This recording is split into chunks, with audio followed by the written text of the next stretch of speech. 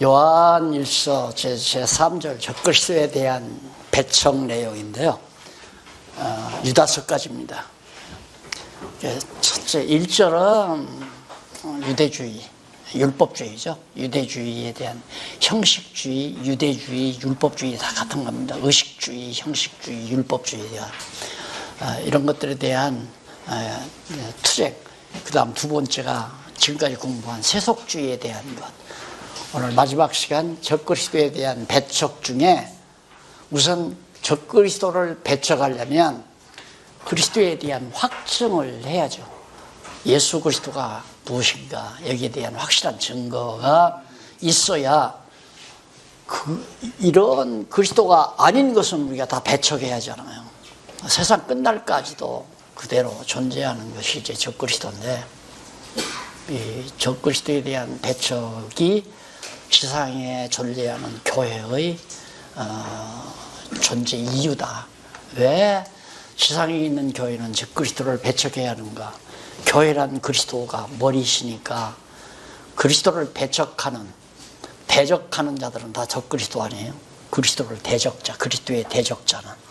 그래서 이제 마지막 교회의 선한 싸움의 대상이 적그리스도에 대한 배척이다. 그러면 우선 제3절 9448페이지 제3절 적그리스도에 대한 배척 해놓고 그 밑에 의미 분석을 보면 요한 1서에서부터 유다서 내용은 성령께서 주어져 본주어입니다. 성령께서 부활 승천하시니가 죽었다가 부활해서 승천하신 그가 그리스도이심을 어떻게 적그리스도에 대한 배척을 통해 증거하신 내용이다. 그러면 요한일서에서 유다서까지는 성령께서 누가 부활 승천하시니가 무엇을 그리스도라는 사실을, 부활 승천하시니가 그리스도라는 사실을 어떻게 적그리스도에 대한 배척을 통해서, 적그리스도에 대한 배척을 통해서 확증해주는, 증거해주는 내용이 바로 요한일서에서부터 유다서까지다. 그런데 그 내용 가운데, 유다서까지의 내용 가운데 요한일서는 그리스도에 대한 확증을 통해 예수 그리스도가 바로 이런 분이다라고 하는 확증을 통해 증거하시고, 요한 2서에서부터 유다서는 적그리스도 무리를 경계를 통해, 적그리스도 무리를 경계하는 것을 통해 증거하신다. 그러니까 이것은 요한 1서는 긍정적인, 그리스도에 대한 긍정적인 내용이고요. 부정적인 내용은 요한 2서에서부터 유다서까지가 부정적으로 적그리스도에 대한 배척을 통해서 이제 예수가 그리스도라는 사실을 증거하시는 거다. 이 제목만, 발제만 봐도 너무너무 논리적 아니에요? 이게 누가 그래요? 박 목사가 묘하게 저렇게 틀을 짜놓고 성경을 갖다 꿰 맞춘다고. 아니, 그것이 묘하게 꿰 맞춰도 분수가 있지. 어떻게 이렇게 딱딱 들어맞아요? 내가 그런 재주가 없어요. 그냥 논리를 만들어. 이런 논리를 내가 어떻게 만들어요? 못 만들죠. 다만 성경에 있는 것을 밝혀진 것이죠. 성경에 있는 내용을 자세하게 읽다가 보니까 이런 틀이 나와서 성경에 있는 틀을 만들어 드렸기 때문에 전달하기가 쉽고, 배우는 분도 쉽고, 전달받기도 쉽고. 그래서 지금 오늘 여기 2장 17절까지도 할지 모르겠습니다. 첫 시간 하는 데까지 하도록 그렇게 하겠습니다. 그러면 도대체 그리스도에 대한 확증이 뭐냐? 그리스도라는 사실을 확실히 증거하는 내용이 뭐냐? 첫째가, 그 증거 내용 첫째가 영원한 생명의 말씀이다. 누가? 예수 그리스도가. 그리스도가 영원한 생명의 말씀이다. 상당히 이제 조금 깊이로 들어가죠. 이것이 이제 사도 요한이 쓴 건데, 사도 요한이 근데 요한복음과 밀접한 관계가 있습니다. 태초에 말씀이 있으니라 그러죠. 그 말씀이 하나님과 함께 있었고 하나님과 같이 있었다. 여기서 이제 영원한 세계에서는 영원은 너와 나라는 게 존재하지 않잖아요. 영원한 네가 나고 나가 너고 이제 또 어제가 오늘이고 오늘이 어제고 처음이 나중이고 나중이 처음이고 이게 이제 영원 개념에 대한 우리 용어로의 설명이라고 볼 수가 있는데 처음과 나중이고 그러듯이 영원한 생명에서는 함께라고 하는 건 너 나가 따로 있어야 함께인데 그래서 사도 요한이 태초에 말씀이 계시니라. 태초에 말씀이 있으니라가 아니라 계시니라예요. 왜? 말씀이 곧 하나님과 함께 있었는데 바로 하나님이 곧 말씀이었다. 그러니까 하나님과 말씀은 따로인 것 같지만 결국은 말씀과 하나님은 하나다. 그 말씀, 그것이 바로 영원한 생명의 말씀입니다. 태초에 있었던 게 영원한 생명의 말씀. 그래서 무엇인가 제4권에 보면 마지막 타이틀이 마지막 주제가 영원이란 생명이란 무엇인가 나오죠. 예, 철학은 마지막 이제 연구 주제가 뭐냐면 영원에 대한 것이 철학의 주제입니다. 영원이란 도대체 뭐냐 이거의 주제인데 신학은 생명이란 무엇인가가 주제예요. 생명이란 무엇인가. 그래서 생명이 무엇인가 바로 여기 나오죠. 영원한 생명이 말씀이다. 말씀이 곧 하나님이다. 말씀이 육신이 되어 오셨다. 그러면 말씀, 하나님, 육신이 되어 오신 예수 다 똑같잖아요. 같다 말입니다. 그런데 아까도 내가 잠깐 얘기했지만 양태설, 이게 서구 사람들의 머릿속에서 나온 논리예요. 전혀 말도 안 되는 얘기를 하고 있거든요. 삼위일체, 그게 말이 되는 얘기입니까? 삼위일체라는 말이. 어떻게 세 가지 위를 가린 게 일체가 되느냐. 그러니까 삼실론 이렇게 또 주장할 수도 있고 셋이 하나다. 도저히 이해하기가 어려운 말을 서구 사람들이 해놓고는 그걸 설명이 안 되니까 얼버무리고 말아가지고 이놈도 이단이고 저놈도 삼위일체 언급하면 다 이단이에요. 그리고 또 언급한다는 자체가 잘못이고 성경에 없는 삼위일체 용어를 만들어낸 서구 사람들의 머리가 잘못이지 성경대로 그냥 영원한 생명, 이 생명이 바로 뭐냐 말씀이다. 태초에 있었던 말씀, 이 말씀이 곧 하나님과 함께 있었는데 곧 하나님이다. 근데 이 말씀이 육신을 입고 우리 가운데 오셨다. 그 예수가 오셨다 이 말이에요.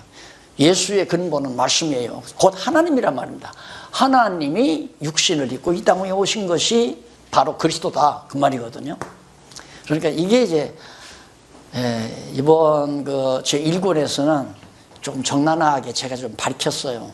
처음에 4, 5년 전에 그걸 쓸 때는 이렇게 어려운 신학적인 개념을 자꾸 집어넣게 되면 일반 성도들이 부담스러워할까봐 그냥 서술적으로 내가 그동안 몇십 년 성도들에게 가르쳐온 것을 성도들이 그냥 이야기책 읽듯이 술술술 내가 가르쳤던 말씀 기억날 정도로 그렇게 쓴다고 좀 가볍게 시작을 했던 것이 나중에 쓰다 보니까 그렇게 안 되더라고요. 그래서 항상 일본에 대한 아쉬움이 있었는데 하나님께서 기회를 주어서 이번에 이제 최종판을 제가 정리해서 낸 겁니다. 여기 생명이거든요. 생명이란 무엇인가 그 주제를 이제 연구해서 기록하다 보니까 바로 이런 것들이 심각하게 들어오고요. 이 제목 자체가 굉장히 아주 심플하고 착 이해하기 좋게.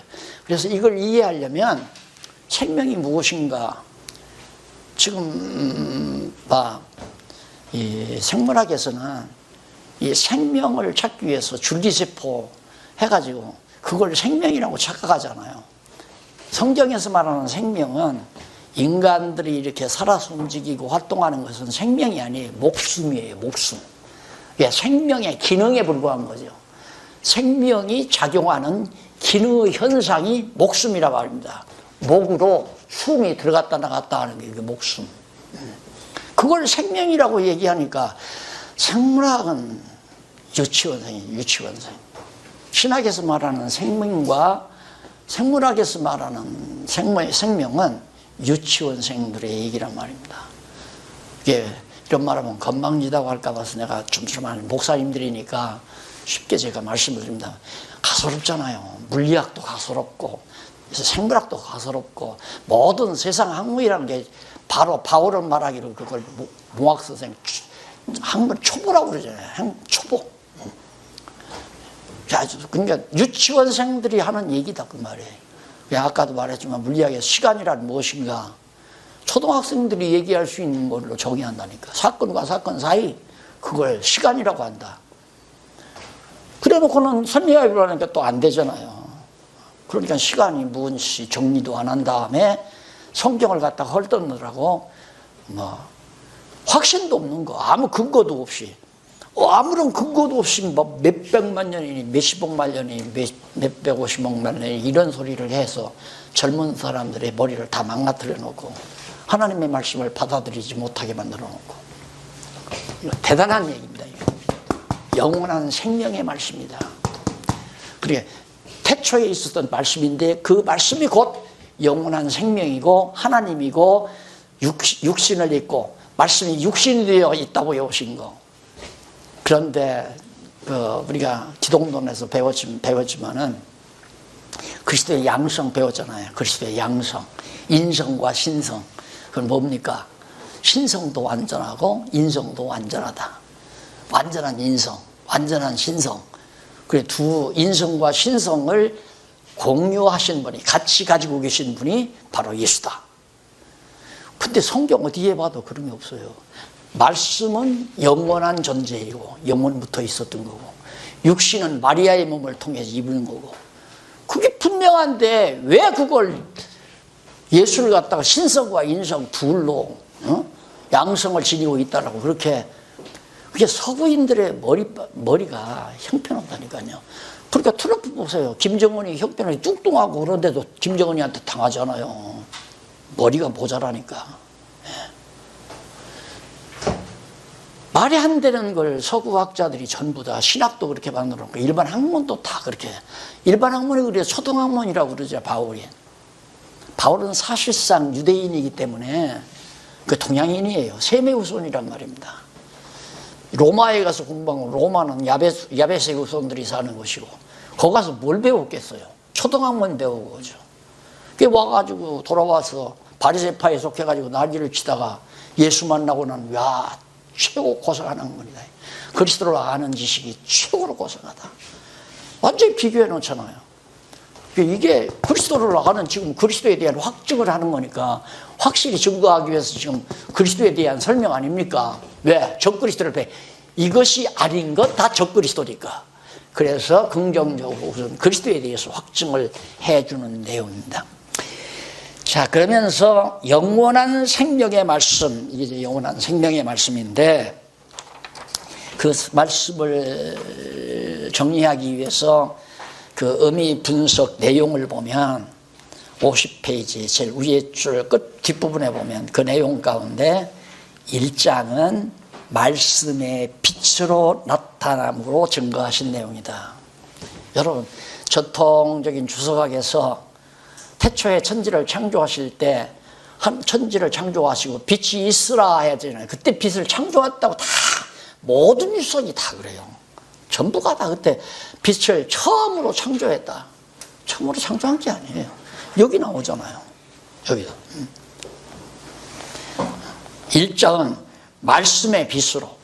태초에 말씀이 있는데 이 말씀이 곧 빛이란 말입니다. 이 빛이 어둠 가운데 비치니까 어둠이 깨닫지 못하더라. 그래 빛 대신 예수 그리스도가 왔는데 사람들이 못 깨닫다, 달았다. 그게 이제 요한복음에 나오는 내용 아닙니까?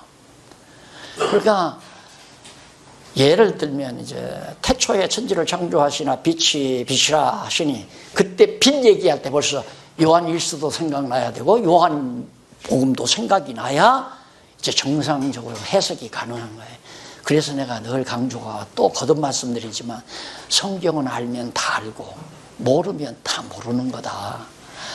그래서 우리 여기 목사님 계시구만. 제 앞에 늦게 오셨는데 지난번에 이제 이 창세기 다시 일본 다시 써가지고 화요일 날 강의를 해달라 해서 강의를 했거든요. 오셨더라고요. 오셔서 강의를 들으시고 식사하시면서 그래요. 오늘 안 왔으면 큰일 날 뻔했다고. 오늘 안 왔으면 큰일 날 뻔했다. 왜?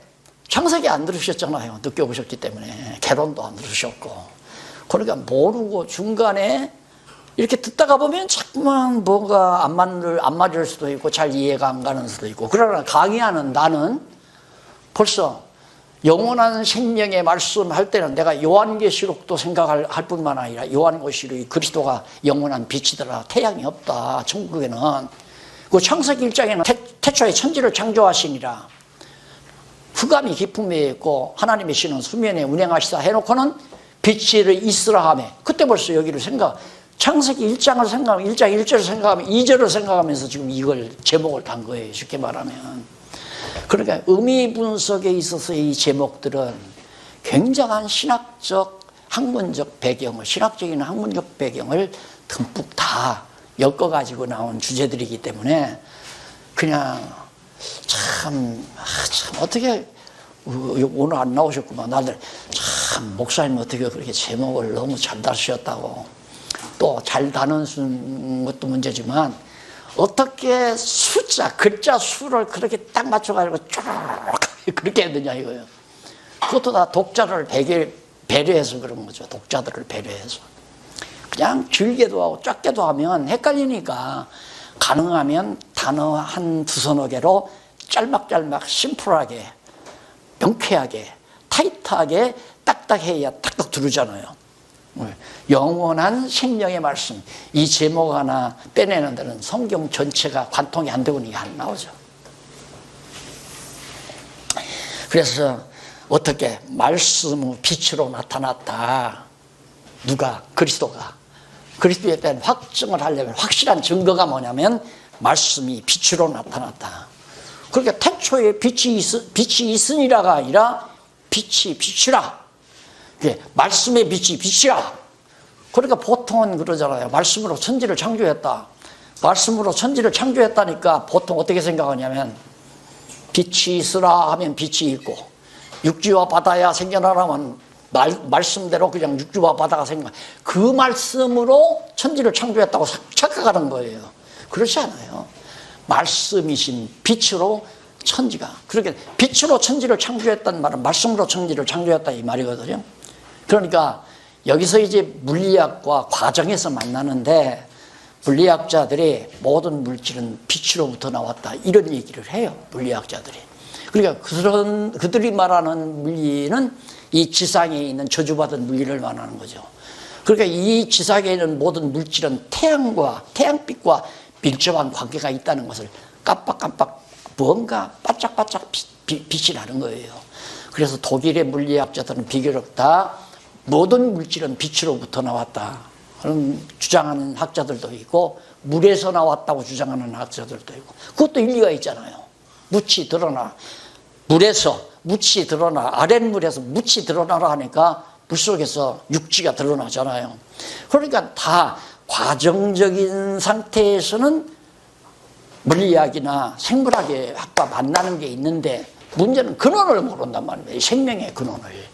그러니까 하나님을 부정하니까 이게 자기들도 얘기를 해요. 하나님이 그렇게 하셨다 하면 다 해결된다 이거예요. 그런데 하나님이 있는지 없는지 모르는데 어떻게 학문적으로 하나님이 있다고 말하느냐. 그건 안 된다 이거죠. 그러다 보니까 왜 그렇게 되는지는 모르지만 그냥 그렇게 된다. 그래서 모든 존재는 의미가 없다. 왜 존재했는가가 해결이 나야 바로 의미가 있고 의미가 있어야 이제 목적이 설정되고 그러잖아요. 그러니까 우연히 그렇게 됐다. 왜 그런지는 모르지만 그냥 그렇게 됐다. 그래서 모든 만물은 의미가 있는 건 아니다. 그냥 자연스럽게 그저 그렇게 된 것뿐이다. 그러니까 허무와 만나는 거죠. 허무와. 세상 하면은 할수록 허무해지는 거고요. 허무해지지 않으려면 이제 거짓말을 해야 되고. 그러니 우리가 성경을 깨닫고 생명의 근원을 알고 우주의 근원도 알고 정말 하나님의 존재도 확증하고 산다는 것은 삶의 이 에너지를 팍 팍팍 솟게 만드는 거죠. 삶에 내가 왜 사는가, 어떻게 살게 됐는가, 이거에 대한 힘이 솟구치는 거 아니에요. 그래서 인간의 생명력은 뇌에서 나온다고 생각해요. 육신의 생명력, 뇌에서. 뇌가 망가지면 다 절망, 좌절, 의미상실. 그러니까 뇌에서 정리가 안 되니까 의미상실하면 완전히 바보가 되어버리잖아요. 그런데 이게 알면, 그게 아는 것이 힘이다 그런 말도 있지만, 정말로 생명의 근원이신 하나님 예수 그리스도를 안다는 것 이상 내 삶을 박진감 넘치게 만드는 힘은 없습니다. 이것이 살아야 될 이유도 있고 가치도 있고 목적도 분명하고, 그래서 이제 살아가는 거죠. 이것이 이제 사명감으로 불타는 거고,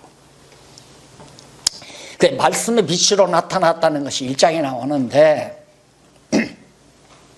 거기 당장 거기 이쪽에 한번 보십시다. 9451페이지 두 번째 줄 일찍이 나오죠. 이것이 근거제시예요. 천문단은 근거제시, 그 근거에 의한 내용. 지금 우리가 보려고 하는 건 말씀의 빛으로 나타났다는 이 내용을 해설하려고 하는데, 그 근거가 뭐냐? 당장 나오잖아요. 여호와 하나님께서는 모세로 태초에 공허하고 혼돈하며 흑암이 깊음 위에 있는 땅에 빛이 있으라고 명하신 말씀. 이거 이제 구약대로 있으라고 그대로 얘기한 거예요. 있으라고 명하신 말씀을 기록하도록 섭리하셨다. 이게 근거예요. 이 말씀에 대한, 이 생명의 빛에 대한 근거가 태초의 빛이라 말입니다. 그리고 이어서, 그리고 이러한 섭리를 통해 언약하신 말씀을 성취해 주신 사실을 말씀의 빛으로 나타남을 통해 누가? 예수 그리스도께서 말씀의 빛으로 나타남을 통해 증거하도록 섭리하셨다. 이는 하나님께서 창세전에 작정하신 영원한 뜻에 따른, 경륜에 따른 여호와의 언약을 역사적 사실로 성취해 주신 것이다. 생명의 빛을, 영원한 생명의 빛을, 생명의 말씀이 육신이 되어 이 땅 위에 빛으로 오신 그리스도를 역사적 사실로 드러내신 것이다. 벌써 해석 다 했잖아요. 그 해석을 문장 하나하나 문법적 해석. 첫째, 요 말은 어떤 얘기다. 이 단어는 이건 이야기 곤란하면 원문을 통해서 바로 이런 의미를 말한다. 이게 문법적 해석한 다음에 이런 역사가 어떻게 떠게 역사적 해석한 다음에 마지막 이제 그리스도에게 집중시켜서 해석하는 하나님 여호와임을 깨닫게 하기 위한 것으로 접근시키면 바로 신학적 해석으로 딱 마무리되지는 거죠. 그 해석의 원리가 바로 근거제시 세 번째 문단, 거기서 다 나오는 겁니다. 제가 다 이해를 하나 시켜드리고 그냥 넘어가지만 중요한 것은 바로 이 세 번째 문단이에요. 제목 나오고 항상 첫째 문단 분해, 의미 분해, 둘째 문단 바로 내용 개용, 그 내용을 간단하게 요약 정리하는 대강, 그 다음 이제 그 대강에 대한 내용의 해설이 근거예요. 어떤 말씀의 근거에서 이것은 이렇다라고 이제 해석해 주는 것이 세 번째 문단이기 때문에 성경 해석의 중요한 요소가 바로 이 세 번째 문단에 담겨 있습니다. 자, 그러면 확인해 보십시다. 사실 그런가 안 그런가. 앞에서 서론적으로 딱 말씀을 드렸으니까 그 서론적으로 말한 것이 맞나 안 맞나를 이제 구절 확인하면서 정리해 가는 겁니다. 1절로 4절까지. 확실한 생명의 말씀에 관해 전하는 목적에 관해서 말을 알려주고 있습니다. 확실한 생명의 말씀에 관해서 전하는 목적. 왜 이 생명의 말씀을 전하는가?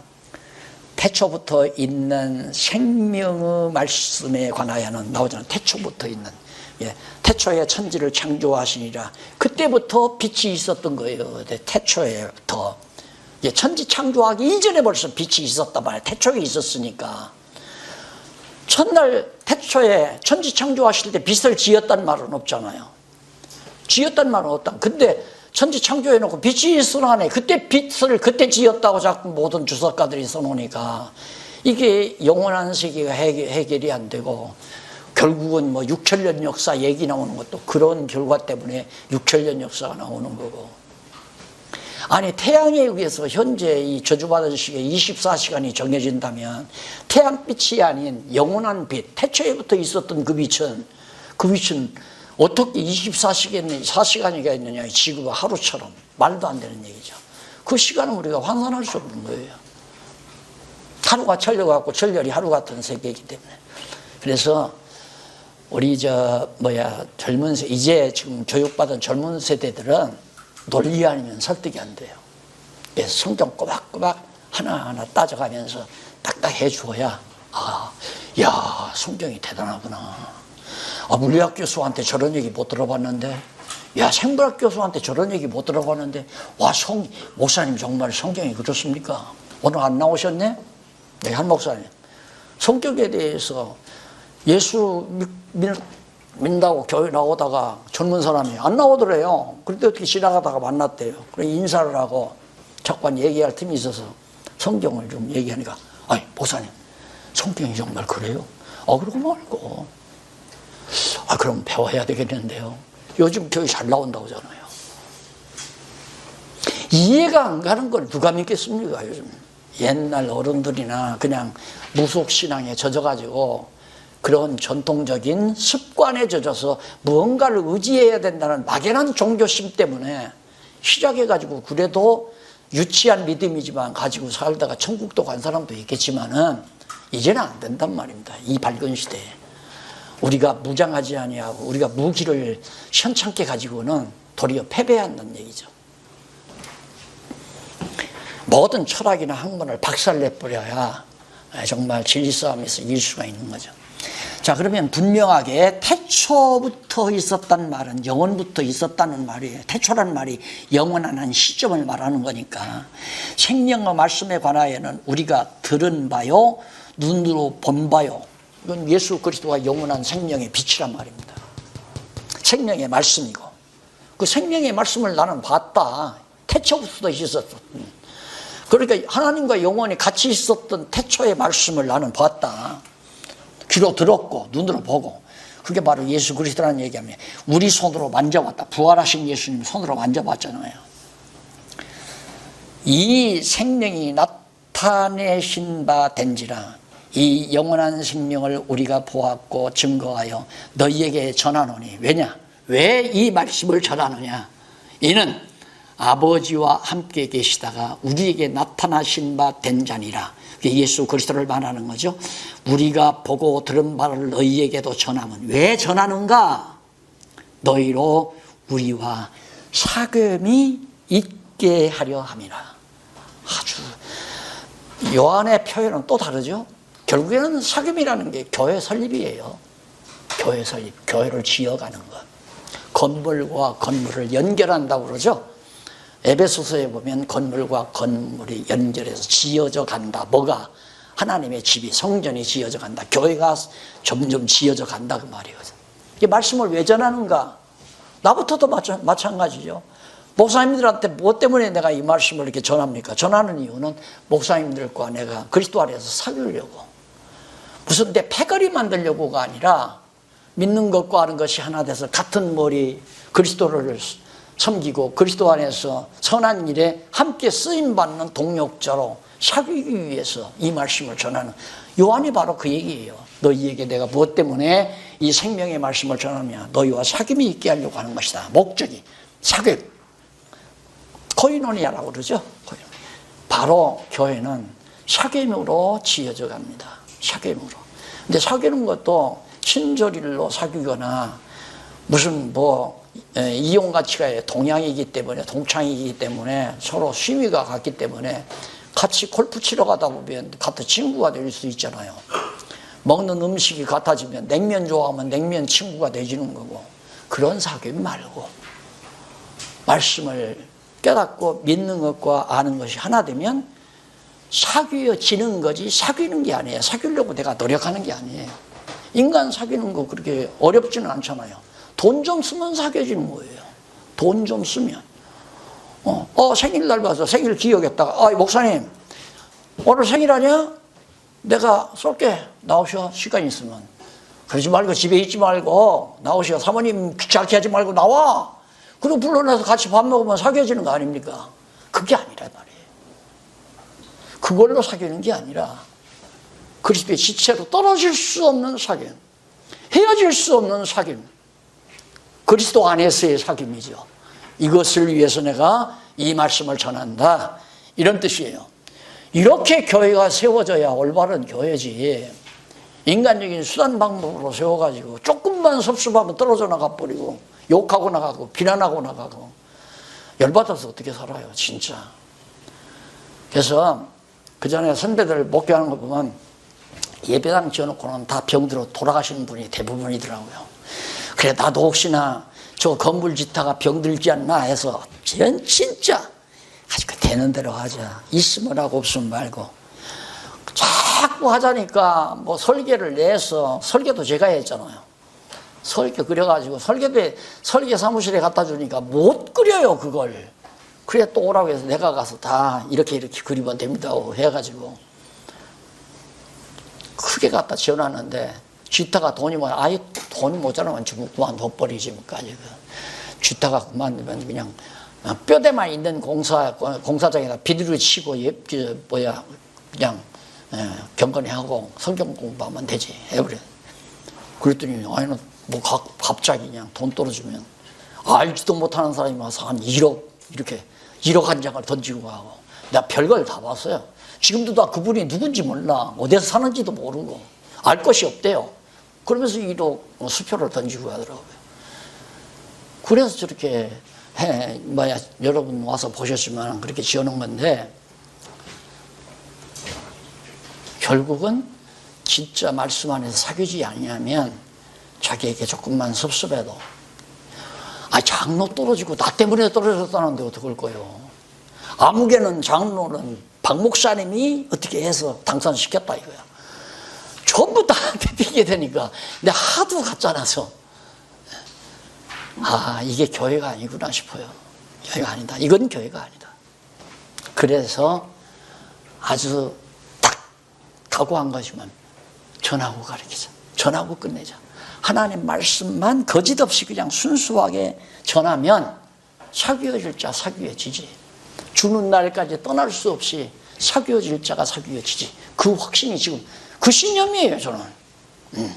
그래서 뭐 인간적인 친절로 되는 것도 아니고 뭐 서비스로 되는 것도 아니고 관심 갖게 서로가 뭐 노력한다고 되는 것도 아니라 성령께서 함께 믿는 것과 아는 것이 같아지면 안 떨어진다니까요. 아니 핏줄이 통하는데 어떻게 떨어져요.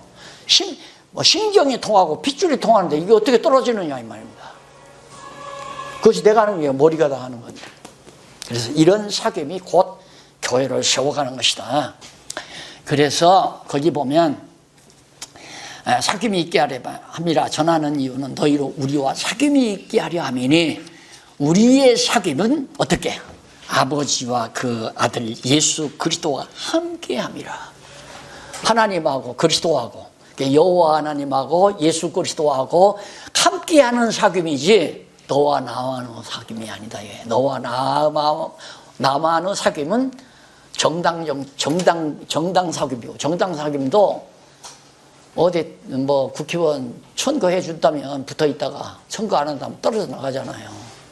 그게 무슨 정당원이에요. 전부 이권 차리면서 눈치 봐가면서 왔다리 갔다리 하면서, 그 뭐 왔다리 갔다리 안 하면 무슨 정치에 정당에 정통성이 있어요. 이름 바꾸면 끝나는 거지. 안 그래요? 그러니까 늘 바꾸잖아요, 이름. 왜? 새로운 것이 또 어디 있고 다 헌 거지. 솔로몬이 얘기했잖아요. 다 헌 거예요. 진보가 어디 있고 보수가 어디 있어요. 그것도 다 낡아진 것들이고. 진짜 보수는 성경밖에는 영원히 변함이 없는 진짜 보수는 성경밖에 없어요. 우리가 교단도 뭐 보수교단이다, 진보교단이다. 보수교단 하려면 성경을 생명 내대고 지켜야 보수교단이지. 안 그래요? 치료 따라서 보수신학도 자꾸 변하고 변질되고. 칼빈 기독교 강요 지키는 게 보수인 줄 알아요. 그건 아니에요. 성경 지키는 게 보수신학이죠. 그래서 그리스도와 함께함이라. 우리가 이것을 쓰면, 이런 내용을 내가 이렇게 기록하는 것은 우리의 기쁨이 충만케 함이니라. 여기에 진정한 기쁨이 있죠. 그리스도 안에서의 사귐만큼 기쁘고 즐거운 게 없잖아요. 기다려지고 만나고 싶고 그리워지고, 예? 만나면 서로가 힘이 나고 서로가 좋고 배려하고. 그래서 거기 태초라는 말도 아르케라, 우리 히브리 말로는 아르케라고 그러잖아요. 그것도 히브리어 태초라는 말과 의미를 같은 거예요. 그런데 우리 전통신학에서는 창세기의 태초와 요한복음에 나오는 태초가 다르다. 창세기의 태초는 시간 태초, 창조를 시작했을 때 시간 세계의 출발을 말한다. 그게 자기네들의 이론을 합리화하기 위해서 그러는 거예요. 그거 아니 똑같아요. 창세기의 태초나 영원한 한 시점을 말한단 말이에요. 자, 그래서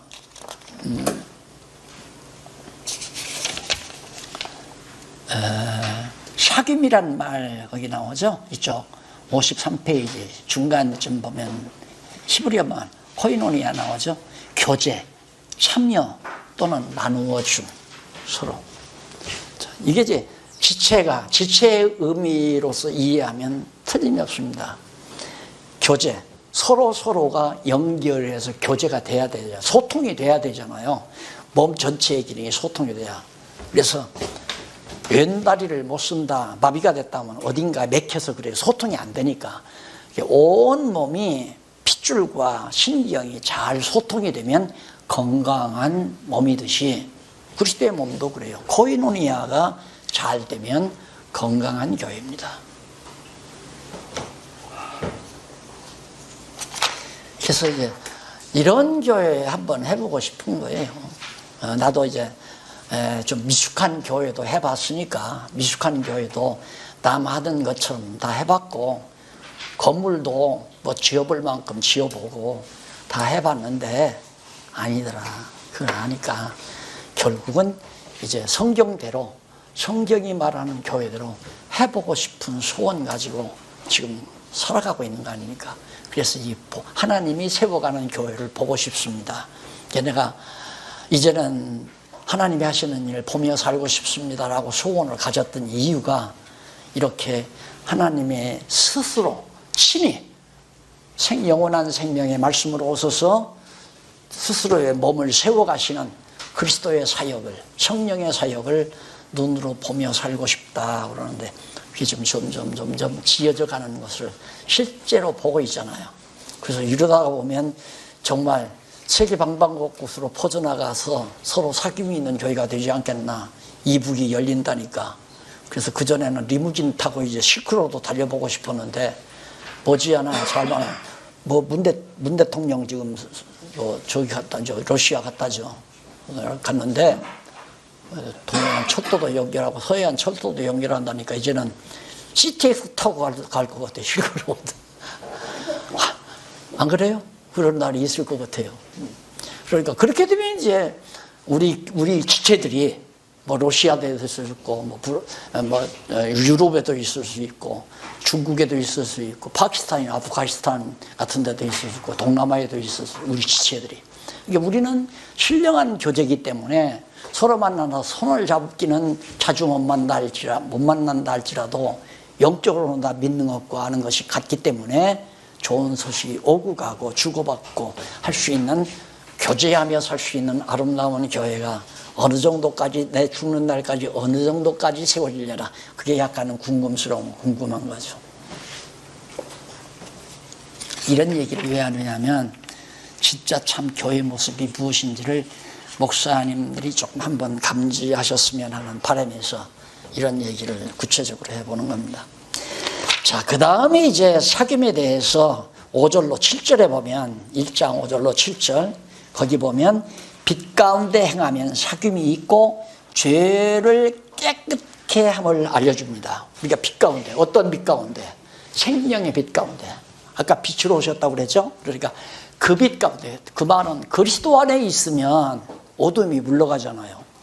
빛이라니까 흑암이 깊음 위에 있고 혼돈하고 공허하고 땅이 공허하고 흑암이 깊음 위에 있는 거기에 태초부터 있는 빛이 비추라 하니까 빛이 비추니까 어둠 속에서 빛이 나오고 어둠이 떨어져 나가고, 그래 빛과 어둠이 짝 갈라지잖아요. 그러니까 어둠의 백성과 빛의 백성이 딱 심판이 이루어지는 거죠. 영원한 빛에 의해서. 어둠과 빛이 갈라지듯이 빛 가운데서 어둠 가운데 있으면 안 되고 빛 가운데 있으면 서로 사귀어진다. 어둠 가운데 있으면 사귀어질 수가 없이, 바로 그런 의미입니다. 그리고 빛 가운데 있으면 죄를 깨끗하게 알려주는 거죠. 그러니까 자기 죄를 숨길 수 있는 건 어둠이리야 숨겨지지 빛 가운데서는 숨길 수가 없잖아요.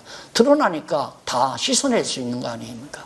그리스도께서 다 빛으로 비추셔서 모든 허물을 다 덮으시고 씻어내시고, 그래서 정결케 하신다.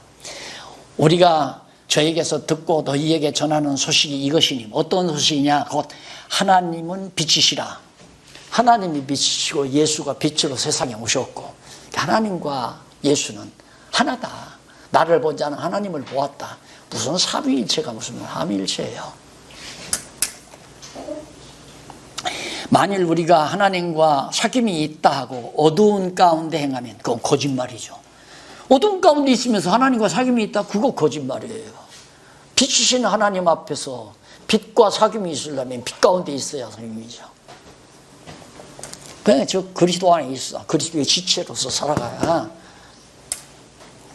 빛 가운데 계신 것 같이 우리도 빛 가운데 행하면 우리가 서로 사귐이 있고, 그 아들 예수의 예수 피가 우리를 모든 죄에서 깨끗하게 하실 것이라. 그러니까 빛 가운데 있으면 죄를 깨끗하게 한다.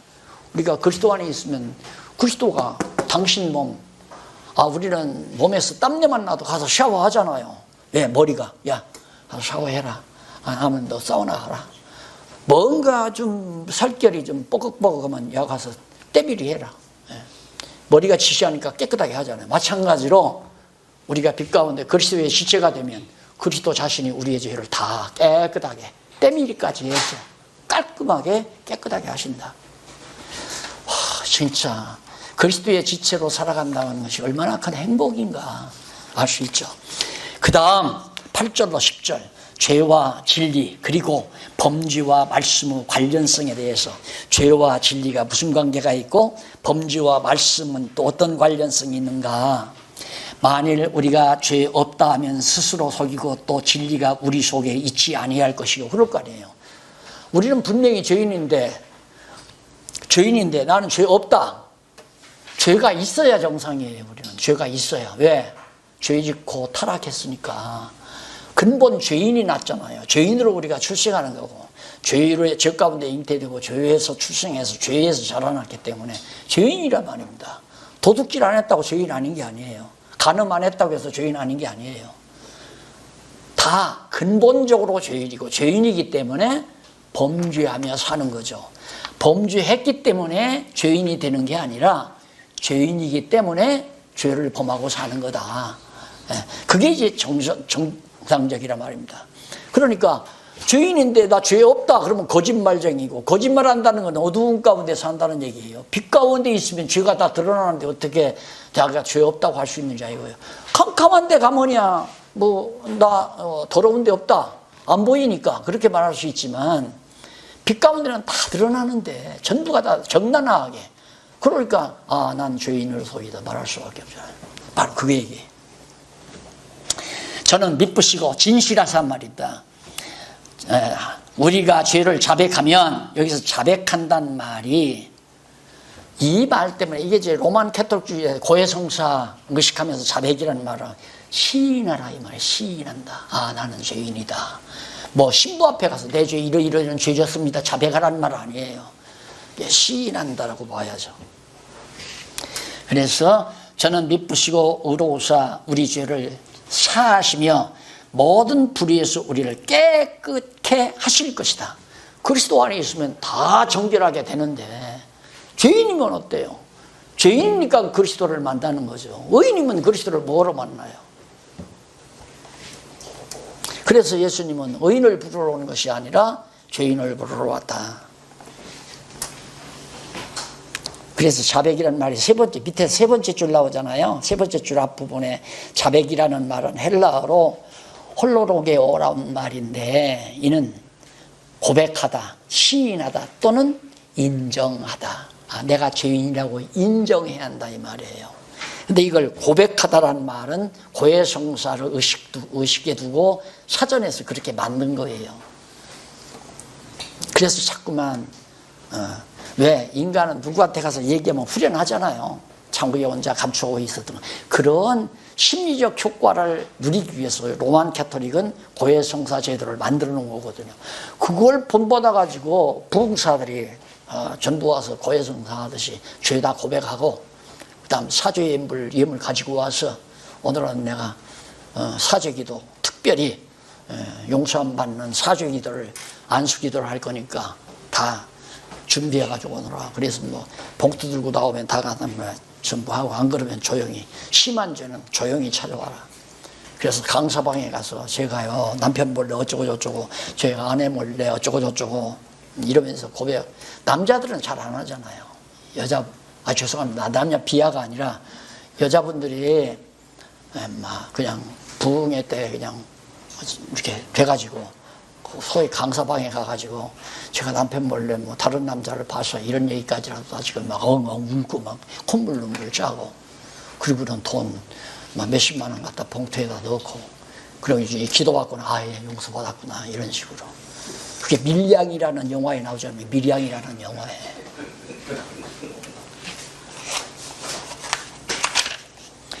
말씀이 효능을 알려줍니다. 그럼 말씀은 어떤 효능을 지니고 있는가?